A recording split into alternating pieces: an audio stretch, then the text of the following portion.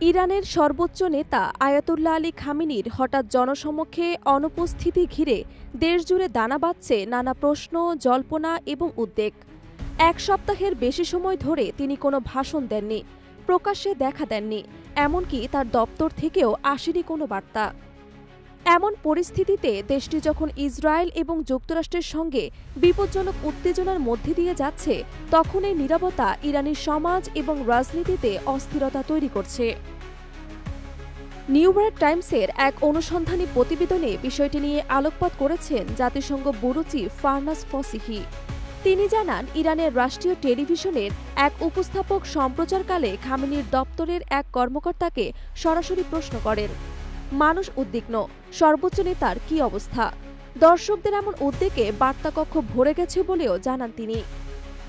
উত্তরে খামেনির আর্কাইভ দপ্তরের কর্মকর্তা মেহেদি ফাজাইলি সরাসরি কিছু না বললেও জানান, আমরাও বিভিন্ন উৎস থেকে এমন উদ্যোগের খবর পাচ্ছি। ইসরায়েল এবং যুক্তরাষ্ট্রের সাম্প্রতিক হামলার পর আয়াতুল্লাহ নিরাপত্তা নিয়ে সবাই চিন্তিত।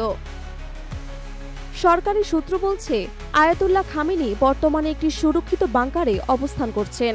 তার বিরুদ্ধে সম্ভাব্য হত্যাচেষ্টার আশঙ্কায় ইলেকট্রনিক যোগাযোগ সম্পূর্ণ বন্ধ রাখা হয়েছে। এতে জন্ম নিয়েছে নানা গুঞ্জন, তিনি কি অসুস্থ, আহত, নাকি আদতে বেঁচে আছেন কিনা। এই অনুপস্থিতির সময়ে যুক্তরাষ্ট্র ইরানের ৩টি পারমাণবিক স্থাপনায় হামলা চালায়। জবাবে ইরান কাতারে যুক্তরাষ্ট্রের সবচেয়ে বড় সামরিক ঘাঁটিতে ব্যালিস্টিক ক্ষেপণাস্ত্র হামলা চালায়। এরপর প্রেসিডেন্ট ডোনাল্ড ট্রাম্পের মধ্যস্থায় এবং কাতারের আমিরের সহায়তায় ইরান এবং ইসরায়েল একটি যুদ্ধবিরতিতে পৌঁছায়। অথচ এই গুরুত্বপূর্ণ সময়ে খামেনির উপস্থিতি দেখা যায়নি, যা পরিস্থিতিকে আরও রহস্যময় করেছে। ইরানের প্রভাবশালী দৈনিক খানমানের সম্পাদক মোহসেন খালিফে বলেন, যারা তাকে ভালোবাসেন তাদের জন্য এই অনুপস্থিতি গভীর উদ্বেগের বিষয়। যদি তিনি মারা যান, তার জানাজা হবে ইতিহাসের সবচেয়ে গৌরবময় এক সমাবেশে। ইরানে খামেনি শুধু ধর্মীয় নেতা নন, বরং রাষ্ট্রের সর্বোচ্চ সিদ্ধান্ত গ্রহণকারী। সামরিক অভিযান হোক বা যুদ্ধবিরতি, সব ক্ষেত্রেই তার অনুমোদন অপরিহার্য। অথচ সরকারি কর্মকর্তারা পর্যন্ত বলতে পারছেন না সম্প্রতি তার সঙ্গে দেখা বা যোগাযোগ হয়েছে কিনা। রাজনৈতিক বিশ্লেষক হামজা সাফাবি জানান, ইসরায়েল যুদ্ধবিরতির সুযোগে খামেনিকে হত্যার চেষ্টা চালাতে পারে এমন আশঙ্কায় তার নিরাপত্তা ব্যবস্থা বিচ্ছিন্ন করে রাখা হয়েছে। তার মতে, খামেনি হয়তো এখনও দূর থেকে কিছু গুরুত্বপূর্ণ সিদ্ধান্তে অনুমোদন দিচ্ছেন। এই শূন্যতার সময় ইরানি রাজনীতিতে নতুন ক্ষমতার বলয় গঠিত হচ্ছে। প্রেসিডেন্ট মাসুদ পেজেশকিয়ানের নেতৃত্বে একটি সংযমপন্থী এবং কূটনৈতিক সমাধানপন্থী গোষ্ঠী সামনে এসেছে। বিচার বিভাগের প্রধান মোহসেনি এজেই এবং সেনাপ্রধান মেজর জেনারেল মুসাভি এই গোষ্ঠীর ঘনিষ্ঠ। পেজেশকিয়ান বলেন, এই সংকট আমাদের নতুন চিন্তার সুযোগ এনে দিয়েছে, এটা পরিবর্তনের সোনালী সুযোগ।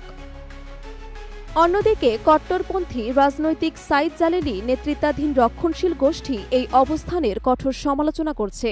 তারা যুক্তরাষ্ট্রের সঙ্গে আলোচনার সম্ভাবনা এবং যুদ্ধবিরতিকে দুর্বলতা হিসেবে তুলে ধরছে। এছাড়া ইরানের পারমাণবিক কর্মসূচি ঘিরেও উদ্বেগ বাড়ছে। পররাষ্ট্রমন্ত্রী আব্বাস আরাগচি এবং পরমাণু সংস্থার প্রধান জানান, ইউরেনিয়াম সমৃদ্ধকরণ সমূহ কর্মসূচি চালু থাকবে। তবে নেতৃত্বে অনিশ্চয়তা এই কর্মসূচির ভবিষ্যৎ নিয়েও প্রশ্ন তুলছে আন্তর্জাতিক মহলে।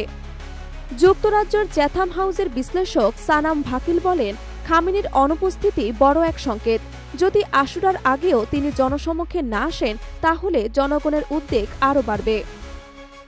সরকার এখন ইসরায়েলের হামলায় নিহত শত শত মানুষের স্মৃতিকে ঘিরে জাতীয়তাবাদী আবেগকে কাজে লাগাচ্ছেন।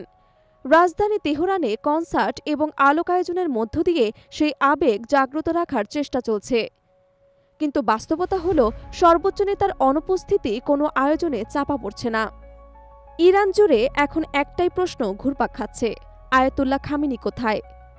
এই নীরবতা শুধু এক নেতার নয়, বরং গোটা রাজনৈতিক ভবিষ্যতের জন্যই এক ভয়াবহ সংকেত।